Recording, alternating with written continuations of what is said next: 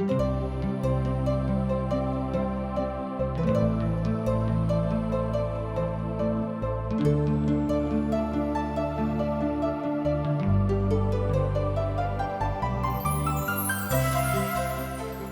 दिन मनुष्य जाति के जीवन के पाप के कारणे तरह तरह के विपत्ति, उलझन, अशांति में पड़ कऽ सच्चा जीवन के ज्योति सँ भटक गेलहुँ अछि।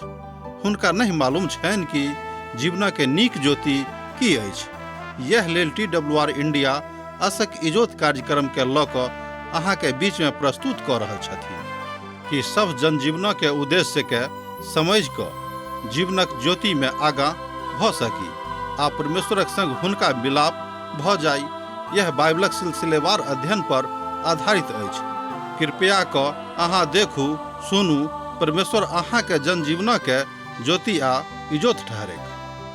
आशा के इजोत मैथिली कार्यक्रम में हम एक बेर और अहाँ के अभिनंदन प्रभु यीशु मसीह के मीठ आ पवित्र नाम से कऽ रहल छी। आजुक दिन हमरा सब देखब 5 अध्याय तकर 5 पद से लऽ कऽ 10 पद धरि। हमरा सब अखन देख रहल छी जे कलीसिया परमेश्वर के दुल्हिन अछि। एहि परिप्रेक्ष्य में किछ कथा के एठाम प्रकाशन कयल गेल अछि। परमेश्वरक जे धियापुता छथि वा जे केओ प्रभुक धियापुता कहाबैत छथि, हुनका पापक स्वीकार करबाक छनि, मानबाक छनि। आवश्यकता अछि कि एहि अर्थ में आबि कऽ हमरा सब अपन प्रभुक मंडली के, यीशुक मंडली के खूब मजबूत करबाक अछि। जे लोग पापक संगति में रहै छथि हुनका लेल प्रार्थना करबाक अछि। उपसर्ग इएह भेल कि हुनका जिंदगी में जतेक प्रकारक समाधान छनि, अर्थात समाधान जाय बातक लेल ओ खोज रहल छथि, तकरा समाधानक हेतु प्रार्थना करबाक अछि। ओ तहन परमेश्वरक धियापुता कहोताह जँ ओ अपन पापक स्वीकार कऽ कऽ अपन जिंदगी के उद्धारकर्ता अपन यीशु मसीह के मानि लेथिन। समस्त प्रकारे हुनक जिंदगी के गंदगी जे अछि, जे हुनका संगे छनि, से सबटा दूर भऽ जेतैक। कोना कऽ तऽ प्रभु यीशु मसीह के सुनित सँ, अर्थात अनैतिकता के कोनो रीति सँ अपन जिंदगी में जन्म नहीं हुअ दियौक। यह एकटा लालच मनुष्य जातिक जिंदगी में आबैत अछि और अनैतिकता हुनका जिंदगी में आबैत छनि। लालच मनुष्य के गिरा दैत अछि। जे मनुष्यक खास दबा अछि, जे मनुष्यक खास कमजोरी अछि, एहि दुनू बातक हमरा लोकनि देखब। मनुष्यक खास दबा की अछि? जे हुनका संग में पाप रहैत अछि और पापक ओ छोड़बाक भाव नहीं राखैत अछि, मुदा अपन दायित्व आ तकर प्रकोप हुनका ऊपर रहैत छनि। एहि कारणे ओ पाप आ तकर प्रवृत्ति अपना जिंदगी से जाय देबाक कोशिश नहीं करैत छथिन। खाली भौतिक बातक लेल, खाली भौतिक तत्वक प्राप्ति के लेल ओ समस्त काल में समस्त प्रकारे भावुक भऽ कऽ परिश्रम कऽ रहल छथि। यह बात मनुष्य के खसा दैत अछि। जे सबसँ बेसी पैघ हम यह बात कहब कि अहाँ अपन धियापुता के लेल जरूर प्रयास करू, किएक तो अहाँके धियापुता छथि, प्रभु अहाँके देने छथि, तकर महत्व अहाँके जिंदगी में बहुत बहुत बेसी छनि।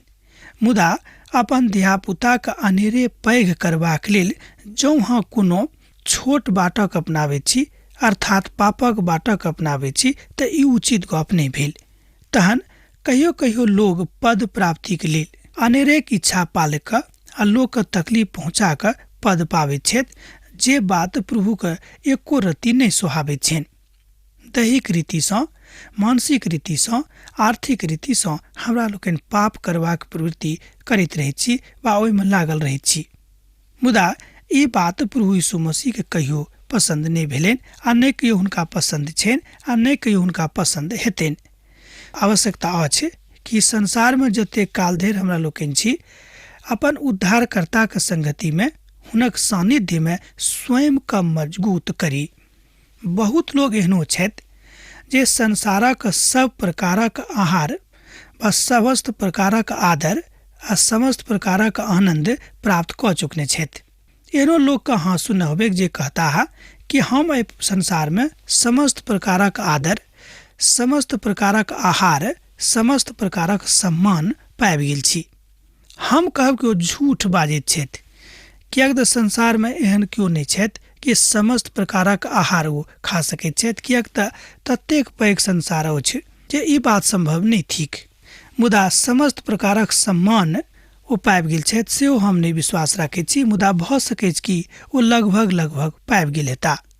मुदा ई इच्छा पालि कऽ लोग एहि संसारमे जियैत छथि आ सम्मान प्राप्तिक लेल, अर्थात कोनो प्रकारक सम्मान प्राप्तिक लेल कोनो तरहक पाप करबाक लेल तैयार रहैत छथि। तहन हमरा लोकनि की देखैत छी कि लालच मनुखक बीचमे आबि कऽ हुनक लालसाके बढ़ा दैत अछि। ध्यान दियौ, लालच बीचमे आबि कऽ मनुख जातिक लालसाके बढ़ा दैत अछि। एहि प्रकारे एहि दुआरे ओ पाप करबाक लेल बढ़ैत छथि, किएक तऽ पाप मनुख जातिके लुभावना पेटारीक जकाँ लागैत अछि आ ओहि पेटाराके पाबैके फेरामे ओ समाहित भऽ जाइत छथि।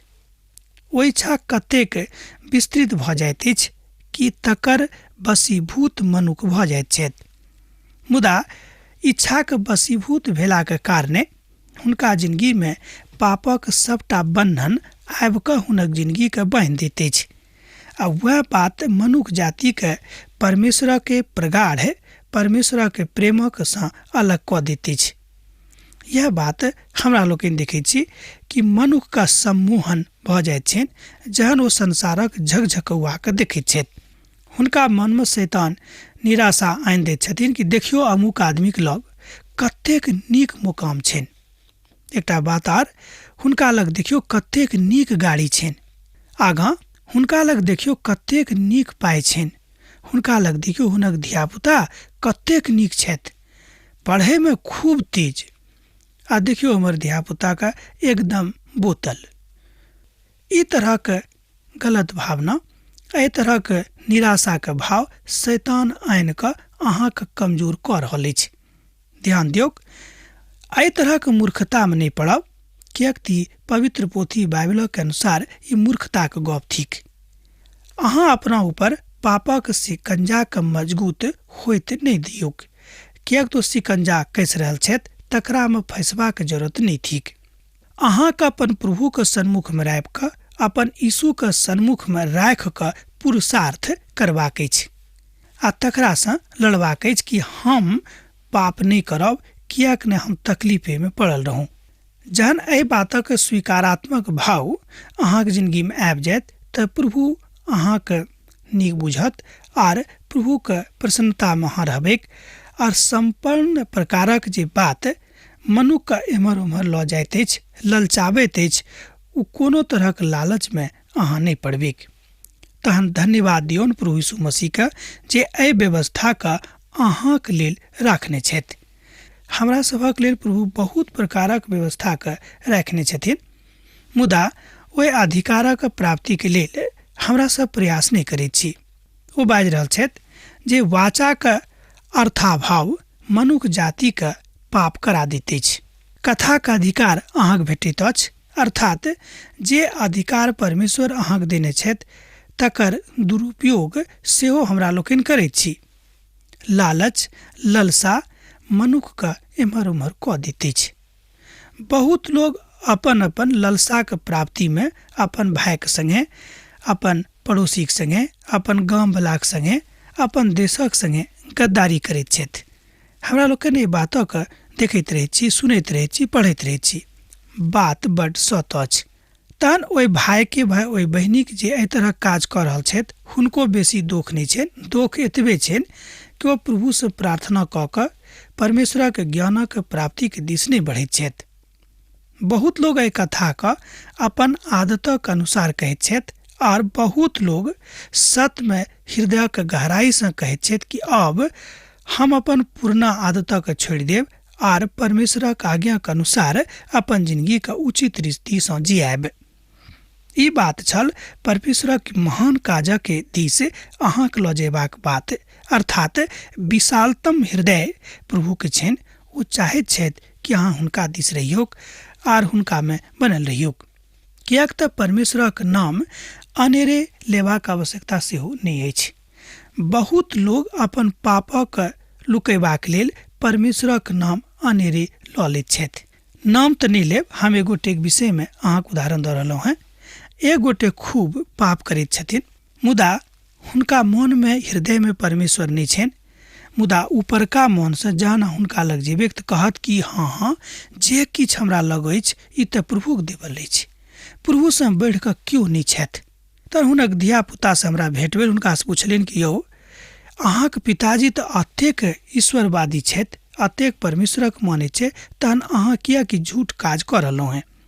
तो कहलखिन कि अरे खूब नीक बजबाक लेल ऊपर से परमेश्वरक नाम लियौक आ भीतरे भीतर खूब घात करैत रहूँ, ई बाबुए जी के तऽ शिक्षा अछि।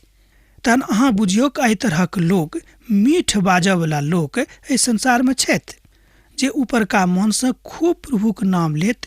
अहाँके बुझायत जे हिनकासँ बढ़ि कऽ तऽ केओ दोसर कोनो भक्त नहि छथि। हमरा सब जँ अपन भाषामे बाजब तऽ कहब कि बगुला भगत। हमरा लोकनि जनैत छी जे बगुला भगत वएह स्थिति हुनको भऽ जाइत छनि। तऽ हमरा सबके बगुला भगत बनबाक जरूरत नहि अछि, किएक तऽ हुनक चेहरा खूब सफेद रंग अर्थात उज्जर रंग पवित्रताके प्रतीक अछि। तहन हुनका लोकनि केओ देख कऽ बाजि सकैत छथि कि बड्ड पवित्र अछि, मुदा हुनक धूर्तताके देख कऽ अहाँ बुझि जेबै कि प्रभुक लोग नहि थिकाह। प्रभु यीशु मसीहके धन्यवाद देबाक अछि जे अहाँक अन्दरमे ओ नीक आदत दऽ देने छथि। ओ केकरो अनेरे खराब नहि बनाबैत छथिन। ओ चाहैत छथि कि सब केओ जे खराबो छथि हमरा लग आबैक, हम हुनका पवित्र कऽ देबनि, हम हुनका पवित्र कऽ देबनि। किएक तऽ अहाँ जानै छी जे कोनो व्यभिचारी वा अशुद्ध लोक वा लोभी मनुख जे आकारक पूजा करयवलाक बराबर छथि, मसीह और परमेश्वरक राज में मीरासक स्थान नहीं पाबैत अछि। एहि बातक अहाँ देखैत छियै ठाम इफिसियोक पोथी तकर 5 अध्याय आ तकर 5 पद में। हमरा संगे और एक बेर देखियौ एहि पदक। किएक तऽ अहाँ ई जानैत छी जे कोनो व्यभिचारी वा अशुद्ध लोक वा लोभी मनुखक जे आकारक पूजा कराबयवला जकाँ छथि, मसीह और परमेश्वरक राज में मीरास नहीं पेताह। ई कथा बड्ड स्पष्ट भऽ जाइत अछि कि जिनका मन में स्वीकारात्मक भाव नहीं छनि, जे अपन पापक स्वीकार करबाक लेल तैयार नहीं छथि, जे खाली ऊपरे मन से प्रभु प्रभु कहैत छथि, हुनका लेल, हुनक जिंदगीक लेल प्रभुक घर में, प्रभुक बाड़ी में, प्रभुक गोदी में, प्रभुक संगति में कोनो स्थान नहीं छनि। बात स्पष्ट अछि। सुनि कऽ कने तामस बरत, कोनो बात नहीं, माफ करब हमरा, मुदा अहाँ से चूँकि हमरा खूब प्रेम अछि तैं हम ई व्यवहारिक बात अहाँके सिखाबऽ चाहैत छी। किएक तऽ प्रभु हमरा सिखौलनि, तैं प्रभुके दिससँ हम एहि बातक अहाँके बता रहल छी। एहिठाम व्यवहारिक रूपे हमरा लोकनि देखलहुँ हैं कि बहुत बेर ईर्ष्या, बहुत बेर घृणा मनुखके परमेश्वरक बाटसँ फरक कऽ दैत अछि, अनुग्रहके बाटसँ हुनका अलग कऽ दैत अछि। तहन प्रभुक वा कथामृत जे अहाँके शरणमे अछि, अर्थात जे अहाँके लगमे अछि, एहि बातक अहाँ समृद्ध भऽ कऽ देख सकैत छी कि प्रभु कतेक सामर्थ्यके साथ मनुख जातिके जिंदगीके लेल काज कऽ रहल छथि। देहीमे रहि कऽ अहाँ समस्त प्रकारक सार्थक काजक सिद्ध तऽ नहि कऽ सकैत छी, मुदा यीशु मसीह में जँ अहाँ अपन देही के दऽ देबै तऽ सबटा सार्थक काजक अहाँ सिद्ध कऽ सकैत छी। यह प्रभु यीशु मसीह की इच्छा सेहो छनि। अर्थात पिता परमेश्वर अपन सबटा सार्थक इच्छाके अपन एकलौता पुत्र प्रभु यीशु मसीह के माध्यम से सामर्थ्य कऽ देलनि, अर्थात सबटाके समाधान कऽ देलनि, सबटा बातक कऽ देलनि। सोझ गप में ओहि सबटा समस्याके समाधान ओ अपन एकलौता पुत्रके पठा कऽ देलनि। केओ अहाँके व्यर्थ कथाके लऽ कऽ धोखा नहीं दीक, किएक तऽ एहि काजक कारणे परमेश्वरक क्रोध आज्ञा नहीं मानयवलाक ऊपर भड़कैत अछि, तैं अहाँ ओहि सभक सहभागी नहीं बनब। इफिसियोके पोथी तकर 5 अध्याय 6 पद आ 7 पद एहि बातक बखान करैत अछि। एक बेर हमरा संगे आर सुनियौ। केओ अहाँके व्यर्थ कथाके लऽ कऽ धोखा नहीं देक, किएक तऽ एहि काजक कारणे परमेश्वरक क्रोध आज्ञा नहीं मानयवलाक ऊपर भड़कैक, तैं अहाँ ओहि सभक सहभागी नहीं बनू। आ जे केओ परमेश्वरक महिमा के लऽ कऽ दौड़ैत छथि ओ ओहि कथाक ओहि बातक ओहि सत्यक जानैत छथि। परमेश्वरक धियापुताके ई बात मालूम छनि, ई सत्य मालूम छनि। भऽ सकैत छै कि ओ एहि बातक प्रयोग नहि कऽ रहल हेता, मुदा हुनका एहि बातक प्रयोग करबाक छनि। मुदा दुखक बात यह अछि कि बहुत केओ जानि बुझि कऽ ई बातक नहि करैत छथि। तहन आनन्द हुनका जिन्दगीमे घटल जाइत छनि आर हुनका जिन्दगीमे दोसर दिससँ दुख बढ़ल जाइत छनि। जँ अहाँ दुखोके कालमे परमेश्वरक आनन्दक प्रदर्शित करैत रहबै तहन अहाँ यीशु मसीहके परम शान्तिके अनुभव कऽ सकैत छी। परमेश्वरक धियापुता न्याय परमेश्वरक दिससँ हेतैक। एक बेर आर ध्यान दियौ कि परमेश्वरक धियापुताके न्याय परमेश्वर करता है, अर्थात हुनक न्याय हुनके दिससँ हुनका जिन्दगीमे हेतनि। नीक अछि जे ओ अपन कथाके अपना रीतिसँ बाजि रहल छथि। ओ दाऊदक न्याय केलथि जहन ओ पाप कयने छलाह, जहन ओ पापमे खसल छलाह। ओ दाऊदक न्याय करयमे कोनो तरहक कोताही, कोनो तरहक कंजूसी नहि केलखिन। तहन न्यायी परमेश्वर, न्यायप्रिय परमेश्वर कहियो केकरो मुँह देख कऽ न्याय नहीं करता है।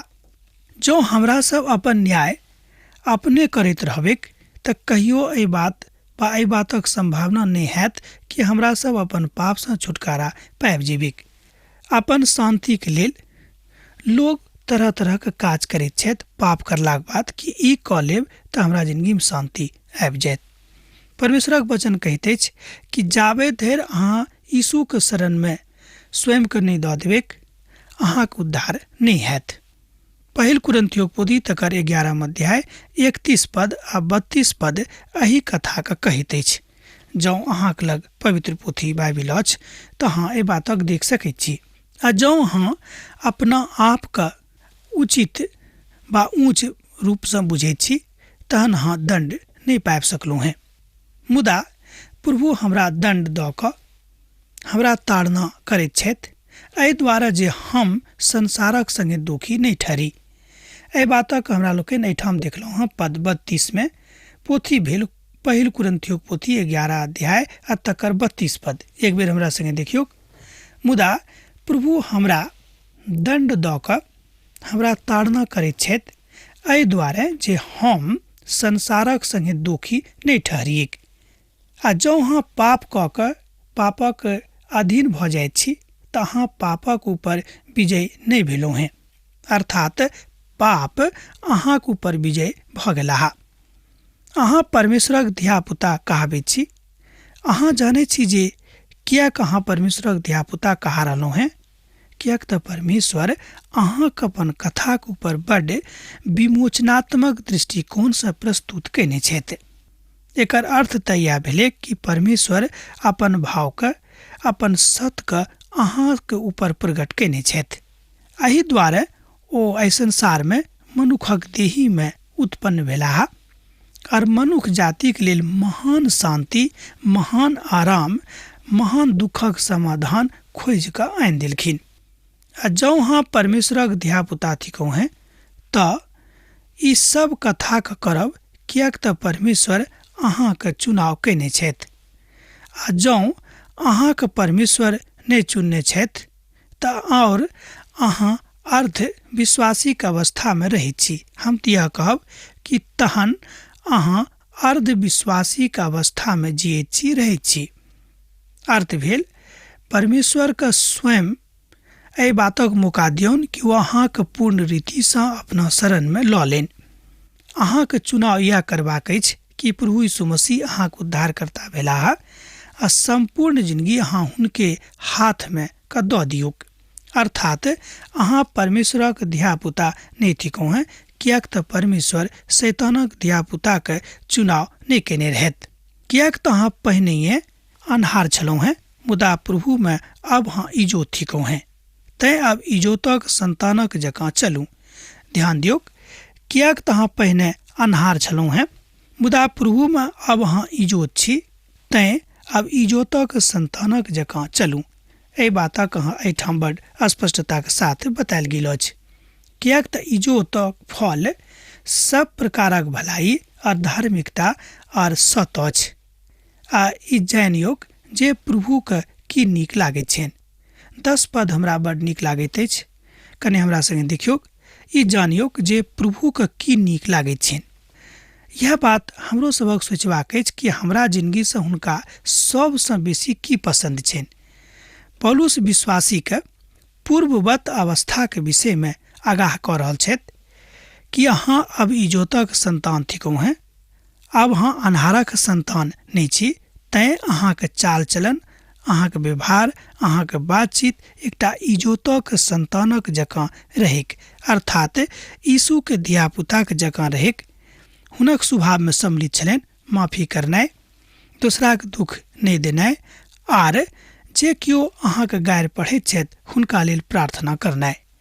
ई अहाँके स्वभाव में सम्मिलित भेल अछि कि नहि, एहि बातक ध्यान अहाँके देबाक अछि। आ जेना ओ कथा कऽ रहल छथि ओही जकाँ हमरा सब गोटे के अपन भाइसँ, अपन बंधुसँ, अपन धिया पुतासँ कथा करबाक अछि। जँ अहाँ मसीह पर विश्वास राखैत छी, जँ अहाँ यीशु के अपन उद्धारकर्ता मानैत छी, तऽ अपन गामक लेल, अपन समाजक लेल, अपन देशक लेल जरूर प्रार्थना करब। किएक तऽ ई मसीह सिद्धांतक एकटा मूल बात अछि कि जँ अहाँ अपन देशक लेल प्रार्थना नहीं करैत छी, जँ अहाँ अपन समाजक लेल प्रार्थना नहीं करैत छी, जँ अपन धिया पुताक लेल प्रार्थना नहीं करैत छी, तहन अहाँ प्रभु के आज्ञा के पालन उचित रीतिसँ नहीं कऽ रहलहुँ हैं। आगाँ कहैत छथि संत पौलुस कि अहाँ अब अन्हारक संतान नहीं थिकौ हैं, तैं प्रभु के अब ध्यान अछि अहाँके दिस कि अहाँके व्यवहार हुनके जकाँ छनि कि नहि, बा हुनके जकाँ भेल छनि कि नहि। अब अहाँ प्रभु यीशु मसीह में इजोत थिकौ हैं। एकर अर्थ यह भेल जे अब हमरा सभक एकटा चमकऽ वाला ताराक जकाँ व्यवहार करबाक अछि। पौलुस इजोतक फलक चिन्हैत छलाह आ हुनक इजोतक फल इएह छलनि। आब आजुक अध्ययन हमरा एहिठाम समाप्त करबाक आज्ञा दिअ, किएक तऽ अहाँसँ हमर विदा होइके बेरा भऽ रहल अछि। पाती लिखनाइ नहि बिसरायब। यीशुक नेह अहाँके जिंदगी में बनल रहेक। आमीन। हमरा विश्वास अछि कि ई कार्यक्रम अहाँके लेल लाभदायक सिद्ध भेल अछि। हम चाहै छी कि अहाँ अपन आशीषके हमरा संग साझा करू। जँ अहाँके नजीक बाइबलसँ, जीवनसँ संबंधित कोनो प्रकारके प्रश्न भऽ सकैत अछि तऽ अपन समस्याके लेल प्रार्थना करबाके लेल जँ चाहै छी तऽ हमरा फोन पर जरूर संपर्क कऽ सकैत छी। परमेश्वर अहाँ सबके एकटा सुखद आनंदित दिन प्रदान करैक।